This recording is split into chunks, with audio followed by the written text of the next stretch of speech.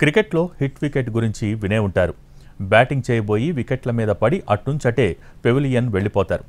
అలాంటి సీన్లు రాజకీయాల్లో కూడా అరుదుగా కనిపిస్తూ ఉంటాయి. ఆ వికెట్ పేరు అంబటి రాయుడు. రాజకీయాల్లోకి వచ్చినట్టే వచ్చి విడ్రా అయిన పొలిటికల్ లీడర్. అంబటి రాయుడు క్రికెట్లో ఎంత సంచలనమో రాజకీయాల్లో కూడా అంతే సంచలనమయ్యారు. నిలకడలేనితనం, షార్ట్ టెంపర్, దూకుడు స్వభావంతో క్రికెట్ కెరియర్ ని తొందరగా క్లోజ్ చేసుకున్నాడు. సెకండ్ ఇన్నింగ్స్ పేరుతో పాలిటిక్స్ లోకి ఎంటర్ అయిన రాయుడు అంతే వేగంగా ఇంటి ముఖం పట్టారు. పట్టుమని 10 రోజులు కూడా కాలేదు, హ్యాండ్సప్ అన్నారు. ఆడుదాం ఆంధ్రాకు బ్రాండ్ అంబాసిడర్ గా ఉన్న రాయుడు ఆడకుండానే జారుకున్నాడు. వైసీపీకి రాజీనామా చేస్తున్నట్లుగా ఎక్స్లో పోస్ట్ చేశాడు. రాజకీయాలకు కొంతకాలం దూరంగా ఉంటానని, త్వరలోనే యాక్షన్ ప్లాన్ ప్రకటిస్తానని తెలిపారు. వైసీపీలో చేరిన 10 రోజులకే రాజీనామా చేయడం చర్చనీయాంశమైంది. ఇంతలోనే ఇలాంటి నిర్ణయం తీసుకోవడానికి కారణాలేంటి అనే చర్చ జరుగుతోంది. వైసీపీకి అంబటి రాయుడు రాజీనామాపై సెటర్లేశారు బుద్దా వెంకన్న. ఆడుదాం ఆంధ్రాకు బ్యాట్ పట్టుకుని వచ్చిన క్రికెట్ ప్లేయర్ అంబటి రాయుడికి సీఎం జగన్ మనస్తత్వం అర్థమై బాయ్ బాయ్ చెప్పేశారని అన్నారు. ఎందుకు రాయుడికి శుభాకాంక్షలు చెప్తున్నా అన్నారు.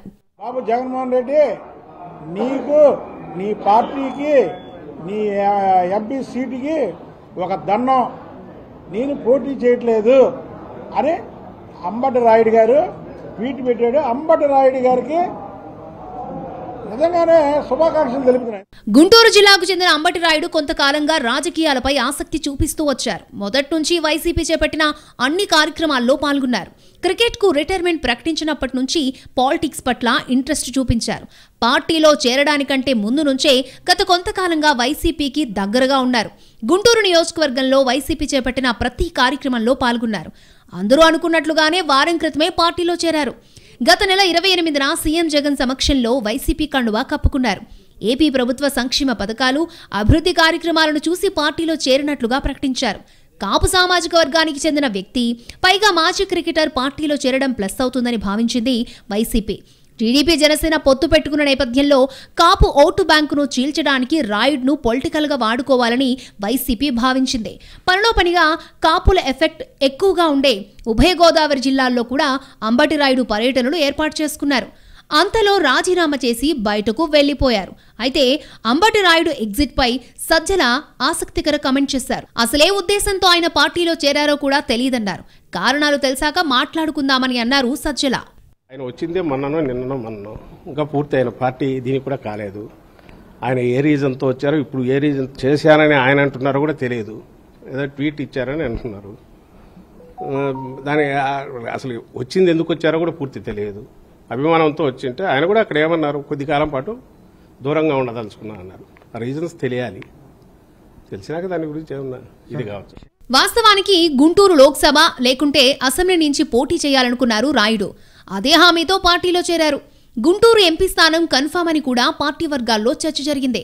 అయితే సర్వే నివేదికలు అంబటి రాయుడికి అనుకూలంగా లేకపోవడం, గెలవరు అనే రిపోర్ట్ రావడంతో సీటుపై హామీ దక్కలేదని తెలుస్తోంది.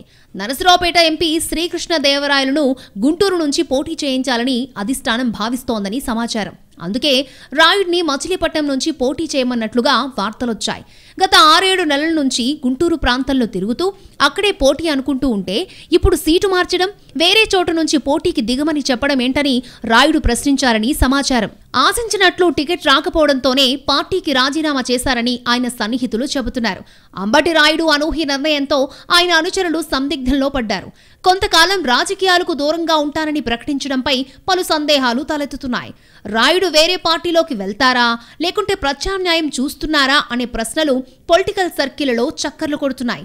ఏది ఏమైనా పాలిటిక్స్ ని కూడా రాయుడు క్రికెట్ లాగానే చేశాడని సెటైర్లు పడుతున్నాయి.